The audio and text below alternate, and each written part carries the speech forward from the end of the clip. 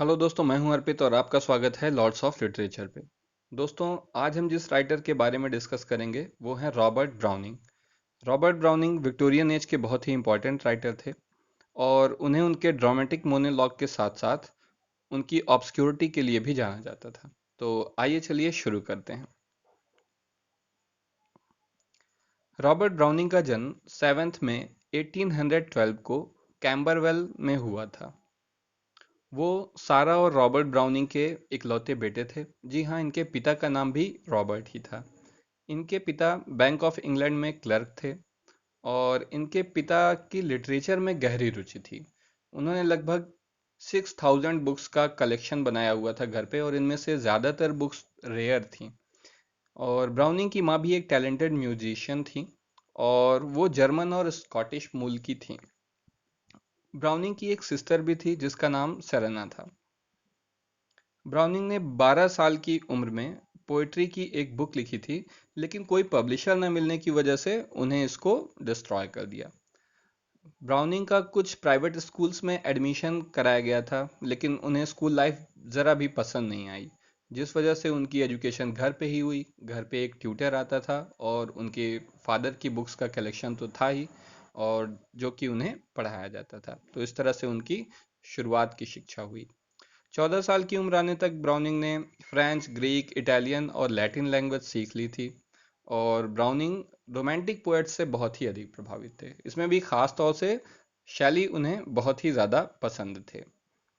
जब ब्राउनिंग 14 साल के हुए तो उनकी माँ ने उनके लिए शैली और कीट्स की बहुत सी किताबें लंदन से मंगाई और उन्हें तोहफे में दी।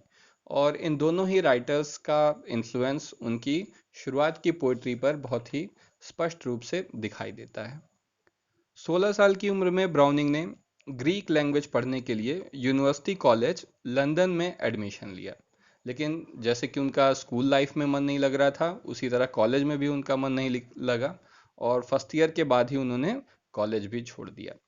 असल में ब्राउनिंग के जो पेरेंट्स थे, उनके रिलीजियस बिलीफ की वजह से ब्राउनिंग का एडमिशन ऑक्सफोर्ड यूनिवर्सिटी में भी या कैम्ब्रिज यूनिवर्सिटी में भी नहीं हो सकता था, क्योंकि उन दिनों ऐसा रूल था कि केवल वही लोग इन कॉलेजेस में एडमिशन ले सकते हैं जो चर्च ऑफ इंग्लैंड के मेंबर हों।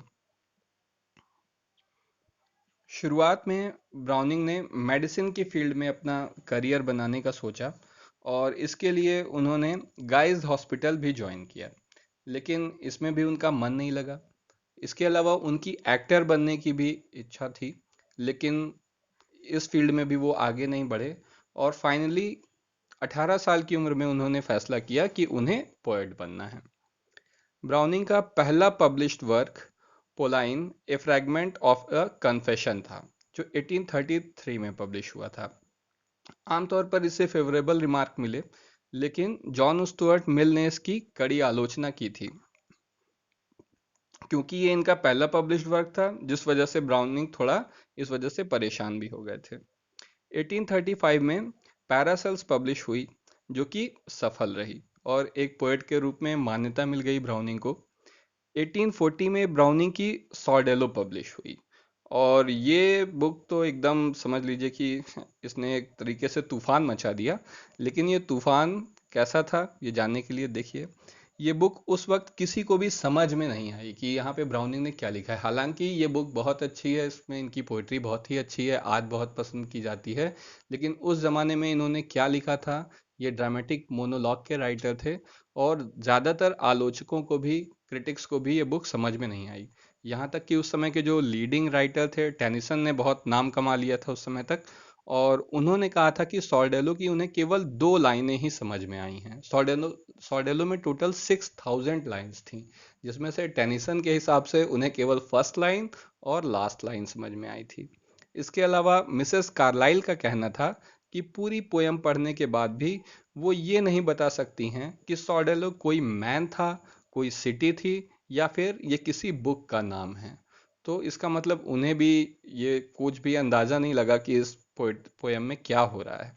लेकिन जो सबसे मज़ेदार एग्जाम्पल है वो डगलस जेराल्ड का है। ये बहुत पॉपुलर है। असल में डगलस जेराल्ड बीमार पड़े थे और वो बीमारी से रिकवर हो रहे थे, और डॉक्टर ने उनको परमिशन दी थी कि अच्छा, आप दिन में कुछ देर के लिए कुछ पढ़ सकते हैं। तो ऐसे में उन्होंने सॉर्डेलो उठा ली और एक ही बार में वो सॉर्डेलो पढ़ गए पूरी, और बुक रखते हुए उनका रंग उड़ चुका था। और उन्होंने कहा, my God, I am idiot, my health is restored, but my mind is gone. इसका मतलब कि हे भगवान, मैं तो इडियट हूँ, क्योंकि अब मेरी हेल्थ तो ठीक हो गई है, बीमारी से तो मैं ठीक हो गया हूँ, लेकिन मेरा दिमाग अब जा चुका है पूरी तरह से। तो इस तरह से सॉर्डेलो को बहुत ही अजीब से रिव्यू मिले, और इतनी इसकी आलोचना हुई जिसकी वजह से ब्राउनिंग काफ़ी ज़्यादा परेशान हो गए, उन्हें समझ नहीं आ रहा था कि वो क्या करें।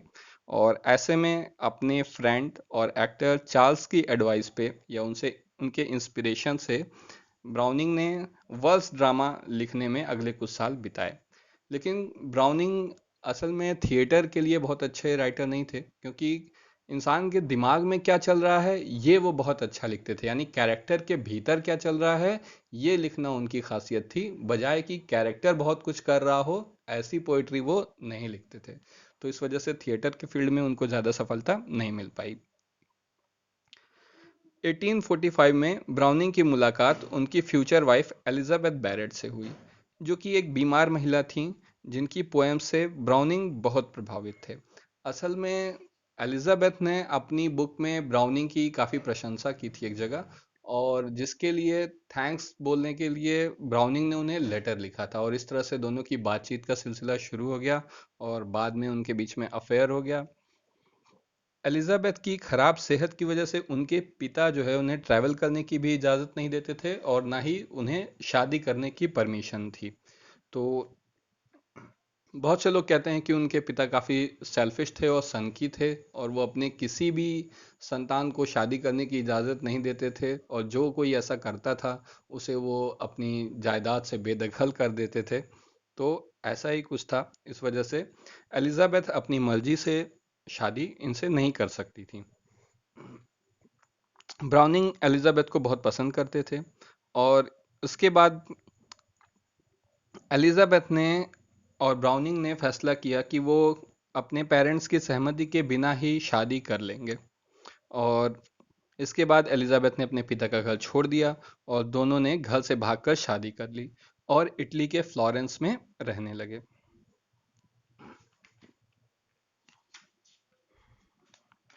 1849 में इन दोनों के घर में एक बेटे ने जन्म लिया। अपनी मैरिड लाइफ के दौरान ब्राउनिंग बहुत कम पोइट्री लिखी है, ब्राउनिंग ने ज़्यादा उन्होंने नहीं लिखा है, हालांकि बहुत कम। अगर टोटल लाइफ की तुलना करें तो उससे उन्होंने मैरिड लाइफ के समय में कम पोइट्री लिखी है। एलिजाबेथ ब्राउनिंग जो कि एक बहुत बीमार रहती थी पहले, लेकिन ब्राउनिंग के साथ उन्होंने इतनी खुशहाल ज़िंदगी बिताई, इतना अच्छा समय इन लोगों ने इटली में बिताया कि उनकी हेल्थ काफ़ी सही हो गई थी, वो हेल्दी लाइफ जी रही थी, एक खुशहाल ज़िंदगी जी रही थी। लेकिन 1861 में वो एक बार फिर से बीमार पड़ने लगी, और फाइनली 29 जून 1861 को उनकी डेथ हो गई। इसके बाद रॉबर्ट ब्राउनिंग अपने बेटे को लेकर लंदन चले गए, और कुछ समय उन्होंने लंदन में ही बिताया।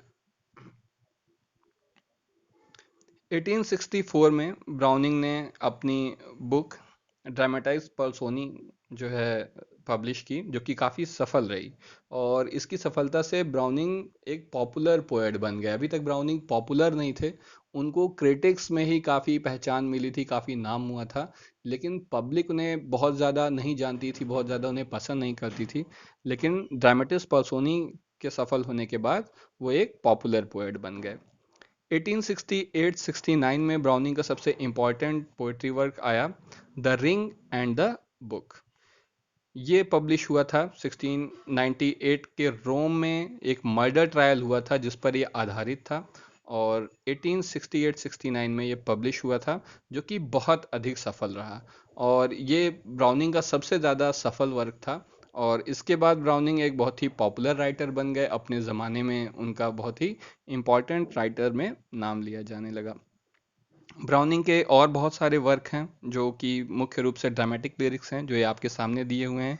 इसमें प्रमुख हैं एवलिन होप, लास्ट डचेस, मुझे बहुत पसंद है last duchess, meeting at night, parting at morning, the grammarian's funeral, the last leader, last ride together. ये भी बहुत अच्छी पोएम है, द लास्ट राइड टुगेदर आप लोग ज़रूर पढ़िएगा। क्रिसमस ईव और ईस्टर डे। 1889 को ब्राउनिंग जब अपने बेटे के पास गए हुए थे जो कि वेनिस में रहता था, वहाँ पर उन्हें काफ़ी उनकी तबीयत खराब हो गई और फाइनली 12 दिसंबर 89 को उनकी डेथ हो गई और उन्हें वेस्टमिनिस्टर एबी इंग्लैंड में दफनाया गया। और उम्मीद है कि आपको ये लाइफ ज़रूर पसंद आई होगी रॉबर्ट ब्राउनिंग की। और आज के लिए बस इतना ही, फिर मिलेंगे। Thank you.